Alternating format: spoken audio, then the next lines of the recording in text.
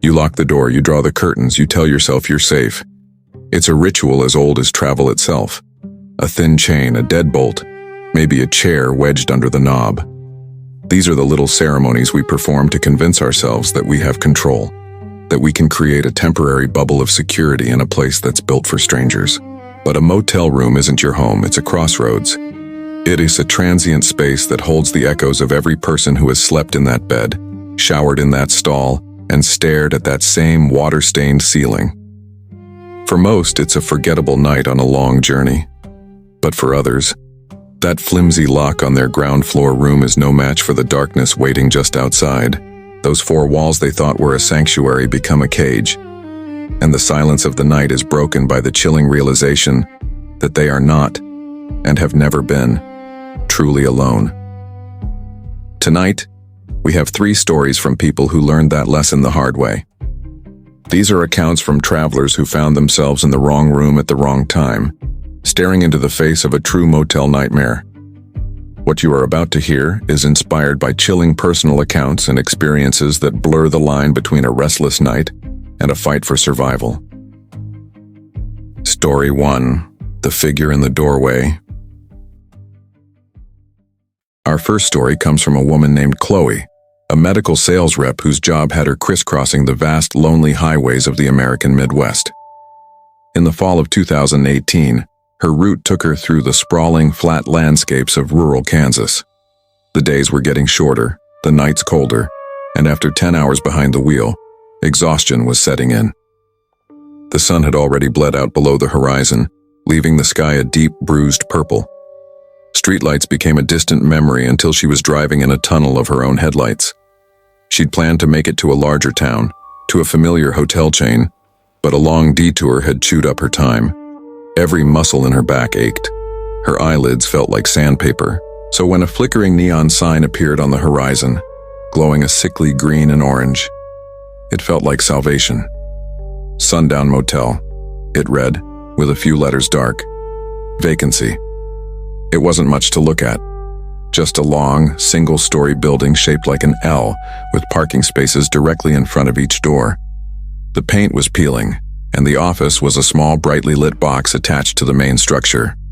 It was the kind of place you see in movies, right before something terrible happens. But in that moment, all Chloe cared about was a bed. The man at the front desk was old and weathered, barely looking up from his newspaper as he slid a registration card and a key across the counter. Not a key card, but a real metal key on a big diamond-shaped plastic tag. Room 112. Ground floor, far end of the property, away from the office. She paid in cash, which made her feel even more disconnected, more anonymous. As she drove down to the end of the lot, she noticed how few other cars there were. A dusty pickup, an old sedan, and a large windowless work van parked weirdly at the very edge of the property, partly hidden by an overgrown hedge. The air was still and quiet, the only sound the crunch of her tires on the gravel. Room 112 was exactly what you'd picture. The air was thick with the smell of stale smoke and cheap cleaner. The carpet was a swirl of brown and orange. The bed was covered in a thin, patterned bedspread, and a bulky TV sat silent in the corner. But what immediately drew her eye was the back of the room. Instead of a solid wall, there was a large sliding glass door, covered by heavy mustard yellow curtains. It opened to a small unfenced concrete patio. Beyond that was just darkness and an open field. An unsettling feeling prickled at the back of her neck.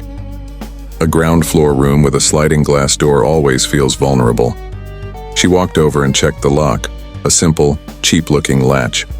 It seemed flimsy. There was also one of those metal bars meant to be laid in the track. She wedged it into place, hoping it was more secure than the latch looked. Then she went to the main door and shot the deadbolt and fastened the short, thin chain lock. It looked like it could be broken with a firm push, but it was another layer, another small ritual of safety. Chloe tried to shake it off. She was a seasoned traveler. She'd stayed in dozens of motels just like this. It was just the isolation, the deep, dark quiet of the countryside getting to her. She took a quick, lukewarm shower and got into bed. As she lay under the stiff sheets, she could hear the distant rumble of a truck on the highway, a comforting sound. She closed her eyes and drifted off. She woke up sometime later. The room was pitch black. For a moment, she didn't know where she was. Then she remembered. The sundown motel. What woke her? It was a sound, but not a truck. This was closer. A soft scraping noise. It was coming from the back of the room, from the sliding glass door. Her heart started hammering against her ribs. She lay perfectly still, straining her ears in the darkness. It's just the wind, she told herself. A branch scraping against the glass.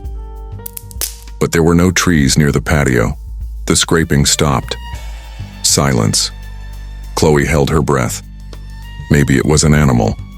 She was about to dismiss it when she heard a new sound. A faint, metallic click. It was the sound of the latch on the sliding glass door. Panic, cold and electric, shot through her. It couldn't be. She had locked it, and she'd put the security bar in place. No one could open it. Then came another sound, a low, grating noise. It was the sound of the metal security bar being slowly, deliberately pushed out of the track from the outside. In the dead silence of the room, it was as loud as a gunshot. Someone was on her patio, just feet from where she lay, working their way into her room. Chloe's mind screamed at her to do something, but she was frozen in pure primal terror. She was alone at the far end of a desolate motel, and an intruder was methodically defeating her locks. The scraping of the bar stopped. A moment of silence stretched for an eternity, and then with a soft whoosh, the sliding glass door began to open. A sliver of dim, gray light from the parking lot cut through the dark, and in that opening, a figure was silhouetted. A man, tall and broad, dressed in dark clothing. He stood there for a second, a hulking shadow against the night, and then he took one step inside the room. That step broke the spell. A scream tore from Chloe's throat as she threw back the covers and scrambled off the far side of the bed. She didn't think, she just ran. She fumbled for the lock on the front door, her hands shaking so badly she could barely grasp the knob. She heard a low grunt of surprise from the intruder behind her. Finally, she turned the deadbolt and yanked the door open, bursting out into the cold night air without closing it behind her. The parking lot was empty. The office lights were off. She screamed for help, but her voice was swallowed by the vast, open space. Then she heard the door of her room slam shut. Heavy footsteps crunched on the gravel behind her. He was coming after her. Fueled by pure adrenaline, she just ran. She rounded the corner of the building, her bare feet pounding against the cold asphalt. She saw the windowless work van she'd noticed earlier, and a new wave of terror washed over her. Was that his? She didn't wait to find out. She kept running, heading for the darkness of the open field behind the motel. She glanced over her shoulder and saw not one, but two dark figures now. They weren't sprinting, but moving with a terrifying, deliberate purpose. It wasn't a chase, it was a hunt. Her lungs burned. She stumbled through the tall, dry grass, the stalk scratching at her legs. She had no phone, no shoes, no car keys. She was completely helpless. She ran until she thought her lungs would burst, until she finally saw the distant glow of another light, a gas station on the edge of the main highway. She burst through the door, a sobbing, hysterical mess. The lone attendant looked up with wide, shocked eyes. She managed to get out what happened, and he immediately locked the door and called 911. When the state troopers arrived, they found Chloe wrapped in a blanket, still trembling. They took her statement, their faces grim, and 2 officers went to the sundown motel. They returned about 30 minutes later. Her room, they said, was empty. Her wallet, phone, and laptop were still on the nightstand, untouched. The sliding glass door was closed, the security bar lying on the floor beside the track. The front door was ajar, just as she'd left it. The manager claimed he hadn't heard a thing. The pickup and the old sedan were still there, but the windowless work van was gone.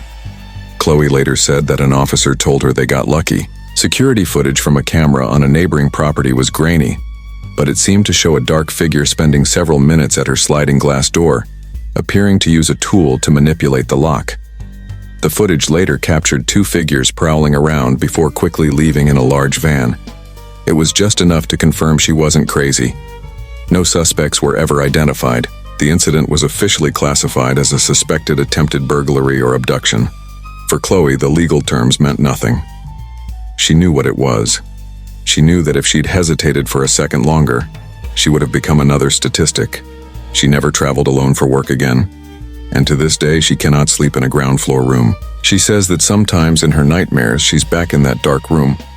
But this time when the door slides open, she doesn't scream. She just watches the shadow step inside and waits. Story 2. The Smell in Room 12. For our second story, we traveled to Las Vegas. This account was sent in by a viewer named Liam, who wanted to share a story about a weekend trip that has haunted him and his wife for nearly a decade. Back in 2016, looking for a cheap getaway, Liam and his wife, Jenna, booked a room at a budget motel a few blocks off the strip. The photos looked clean enough and they planned to spend most of their time out anyway.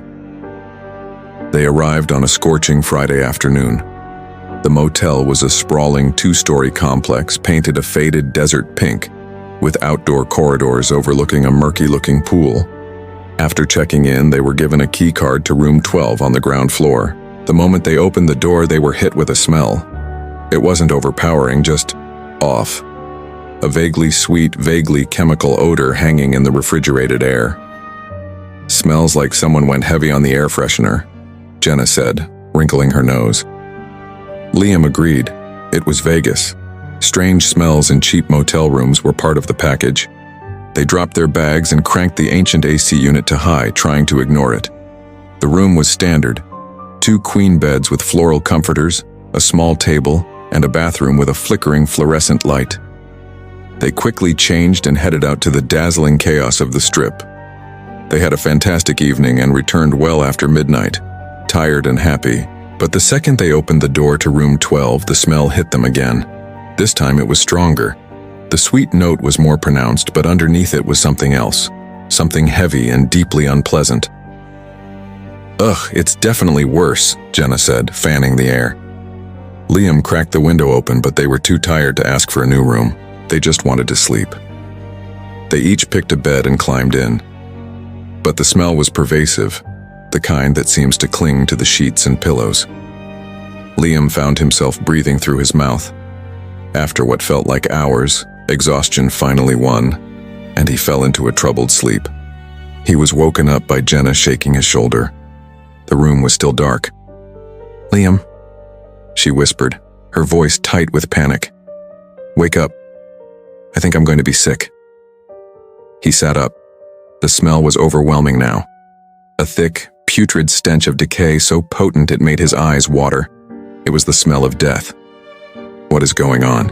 he mumbled. "I don't know," Jenna said, her voice trembling. It's coming from over here." She was standing near her bed. Liam got up and walked over. As he got closer, the smell intensified.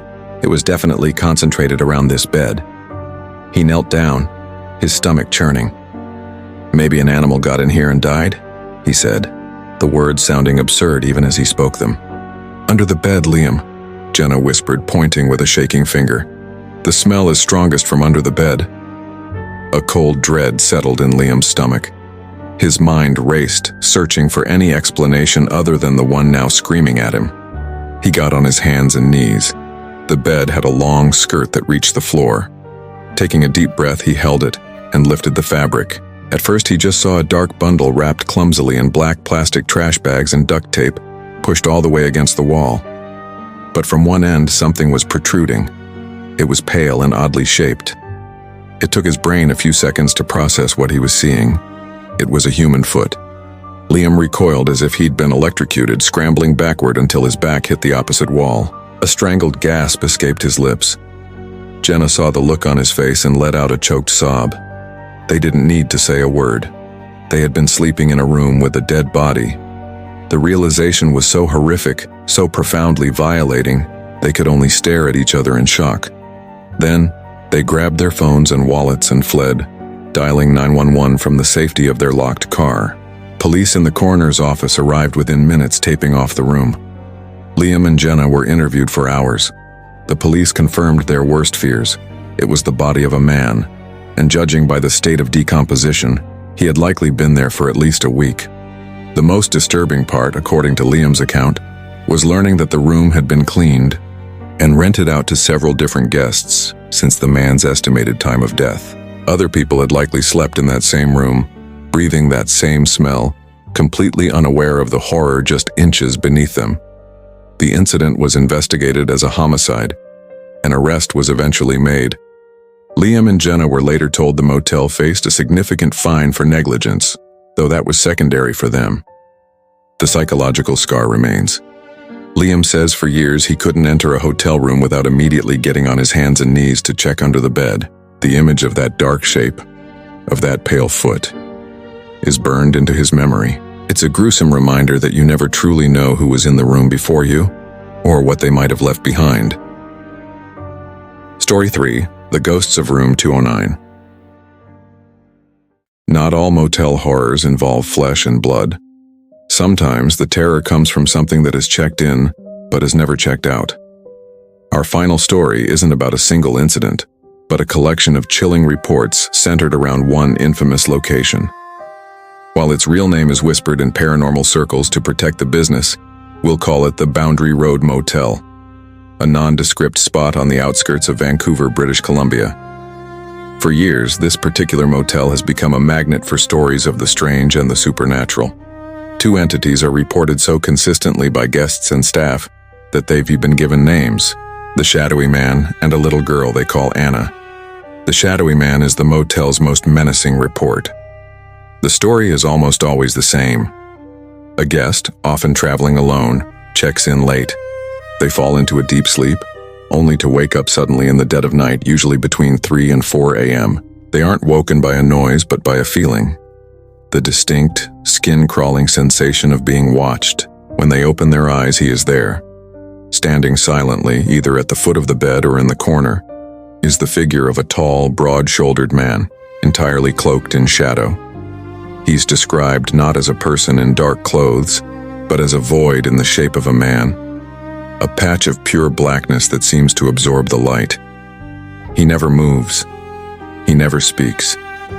He just stands and watches. One of the most compelling accounts, shared on a paranormal forum, came from a salesman named David.